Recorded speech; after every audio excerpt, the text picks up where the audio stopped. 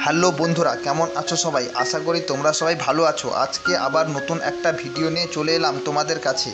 তো বেশি দেরি না করে ভিডিওটি শুরু করা যাক। গল্পের নাম গাছ আর ছোট্ট ছেলে। একদিন একটা ছোট্ট ছেলে তার প্রিয় আম গাছের সঙ্গে খেলতো। সে গাছে চড়তো, ফল খেত আর ছায়ায় ঘুমিয়ে পড়তো। গাছটি ছেলেটিকে খুব ভালোবাসতো। সময় গড়িয়ে ছেলেটি বড় হয়ে গেল। সে আর প্রতিদিন গাছের কাছে আসতো না। একদিন সে ফিরে এলো মন খারাপ করে। গাছ তাকে বলল, এসো খেলো আমার সঙ্গে। ছেলেটি বলল, আমি এখন বড় হয়েছি, খেলতে চাই না, আমার টাকা চাই।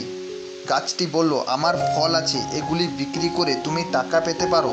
ছেলেটি গাছের সব ফল নিয়ে গেল। তারপর দীর্ঘদিন আর আসেনি। অনেক বছর পর আবার এলো। গাছটি খুশিতে কাঁদতে লাগলো। গাছ বলল, এসো খেলো আমার সঙ্গে। ছেলেটি বলল, আমার একটা ঘর দরকার, পরিবার গড়েছি। গাছ বলল, আমার ডালাপালা কেটে নিয়ে যাও, তোমার ঘর তৈরি করো। ছেলেটি ডালাপালা কেটে নিয়ে গেল। তারপর বহু বছর কেটে গেল। একদিন বৃদ্ধ হয়ে ছেলেটি আবার এলো।